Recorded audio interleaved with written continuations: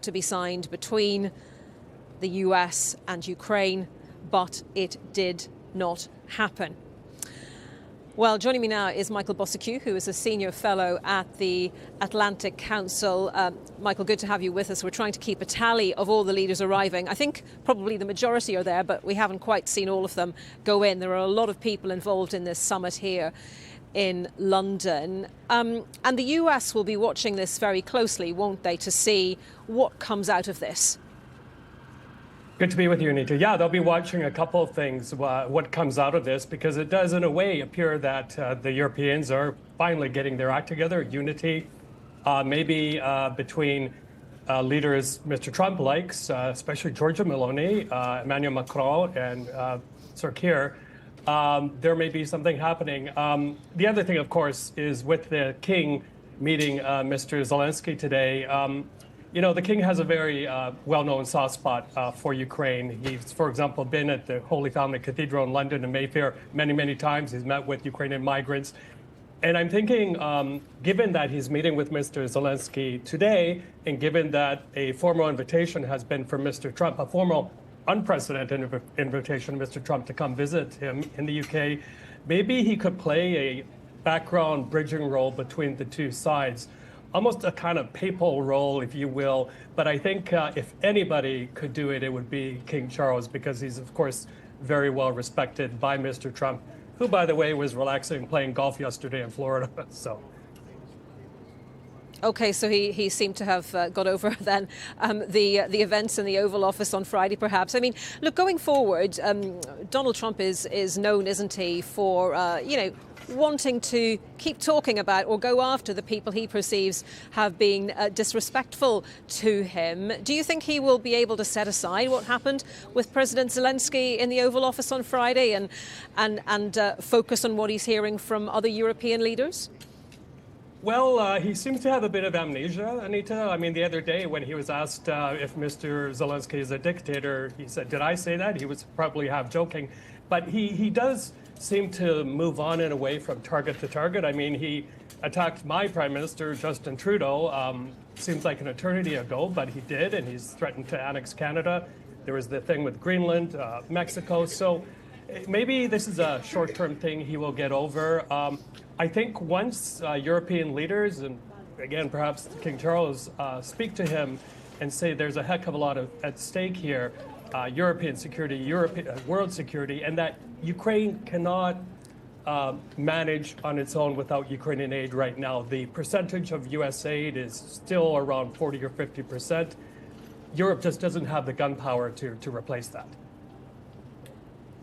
But can President Trump be persuaded that he should have an incentive to provide those security guarantees in advance of any agreement? Because at the moment he's saying, there should be an agreement and then I look at what America might do. Can he be persuaded that there is a logical, economic or solid reason for the US to be involved, to continue to be part of this? Right. As John Bolton and former CIA Director John Brennan said yesterday, he has a very transactional, mercantilist prism, looks at the world through that prism. So I think that economic incentive, if we can call it that, needs to be put in. The same way it was somehow became part of the Gaza deal, is Mr. Trump is looking at making a lot of money for the United States because he needs to sell that to his base. So if we get that agreement back on the table, and I'm not so sure about it. It's almost a fallacy to think that Mr. Trump believes that U.S. contractors and workers can act as a kind of human shield or guarantor of U.S. interests in Ukraine. We saw, Annita, just yesterday, a Swiss-owned foreign flag vessel, container vessel, a big one, struck by a Russian ballistic missile yesterday, right here in the port of Odessa. So it goes to show you, Mr. Putin doesn't seem to care much about foreign interests here in Ukraine. It's a very, very dangerous time. Just quickly, I think there's also growing fears that in this time of dissolved red lines that were previously enforced by the United States, that Mr. Putin may make his move further towards Mykolaiv, maybe even as far as Odessa, which would effectively make Ukraine a landlocked country. That's a really interesting thought, actually. And I was just going to ask you, is there a chance that President Trump might try to, and indeed President Putin might try to move further on any potential minerals deal between the US and Russia, because it's certainly something that President Trump has alluded to. He said, I want to do a minerals deal with Ukraine, I want to do a deal with Russia as well. So, while we're in this kind of moment right now of Europe not exactly knowing where it stands with the US, do you think that the US and Russia might be looking to make some progress on a deal of their own? Yeah, well, unless Mr. Trump was poorly briefed, he should know darn well that any monetary reward from this sort of deal of, digging up rare earth minerals from the ground in Ukraine would take a long time. The payback will come back far, far beyond his term of office. But having said that, we can't take anything for granted anymore, how long he'll stay in the Oval Office. But no, I think this was mostly a PR stunt from his side. Selling this type of deal, the greatest deal in the world, to his MAGA base. As for Mr. Putin, I think he will do anything to get his way, and there seems to be no floor to Mr. Trump's subservience to Mr. Putin. Mr. Putin has played Mr. Trump previously. He's played other world leaders. Anything could happen.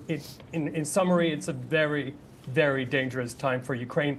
I do hope that European leaders step up to the plate and come up with a solution very quickly, because there's a lot of anxiety here on the ground in Ukraine right now.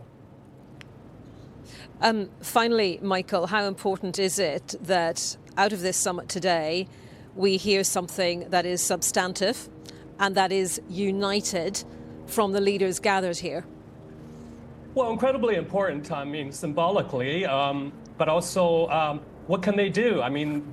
My country, Canada, many European countries have neglected increasing defense system, even though they've been warned. The Ukrainian ambassador to Canada has warned the Trudeau government many times that they are very, very vulnerable to Russia, northern security. So it will take some time. As well as I do, the competing interests in many European countries, including the UK, for financing for things like healthcare. But I'll tell you one thing that I'm pretty sure of is if something is not done quickly to tamp down Mr. Trump's anger, he could move very quickly on three things. Getting Elon Musk to cut off that Starlink communication system, which would be a game changer for the Ukrainian military and not in a good way. Secondly, and this isn't only me, these are other analysts now saying this, cutting off intelligence sharing to the Ukrainians for things like targeting information inside Russia, also protecting Ukrainian skies. And then thirdly, disabling that Patriot missile defense system that is expensive, but it does protect a lot of Ukrainian cities and, of course, civilians. Okay, Michael, really good to get your thoughts today, and thank you very much for your time. Michael Bociurkiw there.